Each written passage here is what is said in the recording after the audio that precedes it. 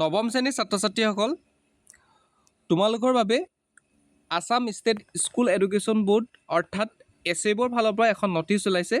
সেই নটিচখনতনো কি উল্লেখ আছে মই আজি সবিশেষ তোমালোকক জনাই দিছোঁ।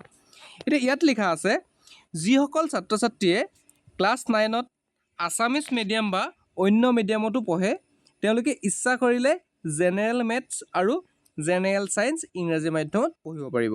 অৰ্থাৎ সকলো ছাবজেক্ট আছামিজ মিডিয়ামত হ'লেও কেৱল মেথছ আৰু ছায়েন্স ইংলিছ মিডিয়ামত তেওঁলোকে ল'ব পাৰিব।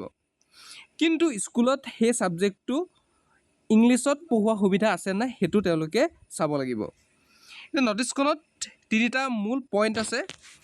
ইয়াত আছে, ক্লাছ 9ৰ ছাত্ৰ ছাত্ৰীয়ে মেথছ আৰু ছায়েন্স ইংৰাজীত পঢ়িব পাৰে, অন্য ছাবজেক্ট নিজৰ আগৰ মাধ্যমতে থাকিব, ইয়াত কোনো অসুবিধা নহয়।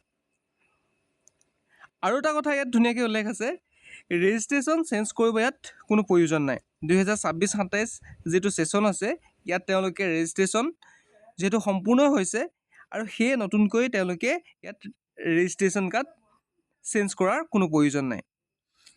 মানে আগতে যিটো আছামিজ মিডিয়াম বুলি ৰেজিষ্টাৰ হৈ থাকিলেও সিহঁতৰ একো সমস্যা নহয়।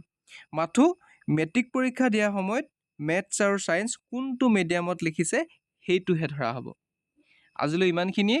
তোমালোকৰ বাবে মই অতি সহজ আৰু সৰল ভাষাত কিছুমান কনচেপ্ট ৱাইজ গণিত বিজ্ঞানৰ লৈ আহিম। গতিকে তোমালোকে আমাৰ এই চেনেলটো ছাবস্ক্ৰাইব কৰি ল'বা আৰু বন্ধুবৰ্গৰ মাজত শ্বেয়াৰ কৰি ল'বা।